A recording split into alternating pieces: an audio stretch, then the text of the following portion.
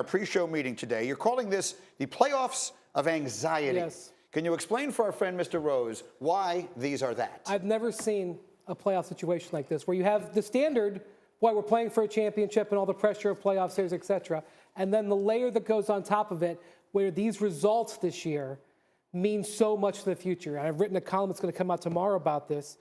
If you look at the Warriors, for example, they're trying to win a three-peat. They're trying to put together a historic run here. But they also have uncertainty with arguably their best player, Kevin Durant. Does winning mean that he will stay, or does winning mean that he will go? And then if you're a Knicks fan, are you rooting for the Warriors to win because you think that may clear the decks for Durant to leave and come to you? Or do you root for them to lose to try to drive him out? That's a very bizarre situation. Then you come to the Eastern Conference. All four of the top teams, Philly, Boston, Toronto, Milwaukee, all loaded with free agents. What does Kyrie Irving do if there's an early exit? What does Kawhi Leonard do if there's an early exit? Philadelphia has 3 of their 5 starters as a free agent. Milwaukee, Giannis is under contract, but they have 3 or 4 key free agents. Will this team sign and go into the luxury tax? And 2 of those 4 teams are getting eliminated in the second round. This is going to be a very interesting, delicate next couple of months. Because depending on how you slice it, right, there's a lot of things that remain. Like a third of the league will be a free agent at the end of the season. 35 to 40%. 35% to 40% of the league will be free agents. So what do you make of this? All of the anxiety and all of the attention surrounding all these teams in the East and, of course, Golden State out West. Here's what makes free agency unique this summer. All of the top guys have already won championships. Usually when somebody goes into free agency, it's to find a better situation and in hopes to pursue one. Well, all of these guys have already done it. KD, Kawhi, Kyrie, and Klay. So they're not necessarily picking destinations for that. A lot of these guys seem to be picking destinations for their happiness and things that come with the game of basketball because they were already accomplished. Like what? I mean, what if winning is not the primary concern? I don't mean this critically. I'm just asking, like, what is Kawhi Leonard looking for? Just think about it like this. For a guy like Kawhi Leonard, he said it. A long run can help Toronto maintain him, retain him, versus getting bounced in the first round.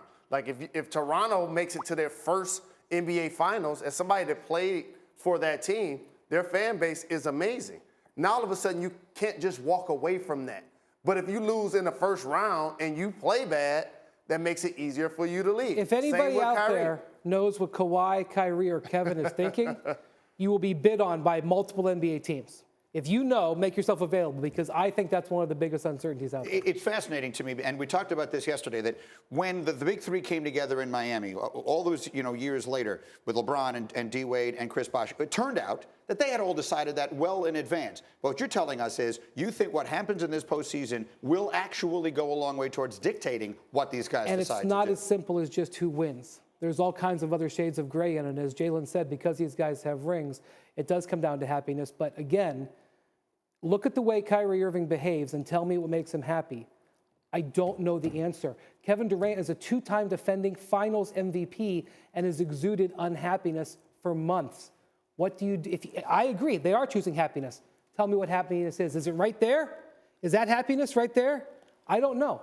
And that's what we're going to find out. That's why it's so interesting. What do you think of this? Yeah, I think it's going to be one of the most intriguing off seasons that we've seen. And this is where the NBA has gotten it. They have stolen the month of July away from training camps in the NFL with free agency hitting immediately on July 1st. And when you look at this, I think personally, if Kevin Durant and the Warriors win, is a better likelihood, more of a likelihood that he leaves Golden State than stays at Golden State. Which is a crazy statement. I just want to point out that you would have a three-peat and you wouldn't just walk away. You're on the best team in the league. You're making as much money as a person could ever possibly ask for. You figure to be the best team in the league for an uncontrollable amount of time going forward, but I agree with you. But it's the emotional aspect of what we've seen throughout the course of not just this season with KD, the burner accounts and all these other things that people talk about. They're looking and searching for something else. And maybe for KD, you get three rings, and the next thing you say is, you know what? I've done it, but I've done it on Steph Curry's team, and I want to do it on my own team. Correct. You brought up the word emotion, and that's exactly where I wanted to go. But because for KD, we've seen him win a couple of championships and seem to be miserable in doing it. For Kyrie, he joined a better squad from the Cavs to Boston, seems to be miserable doing it. So now for both of those guys, who have seemingly got so very close throughout this year, it's only seemed right that they now team up, that they can show the world that they can actually get it accomplished together. They are Good the luck. playoffs of anxiety. They begin shortly.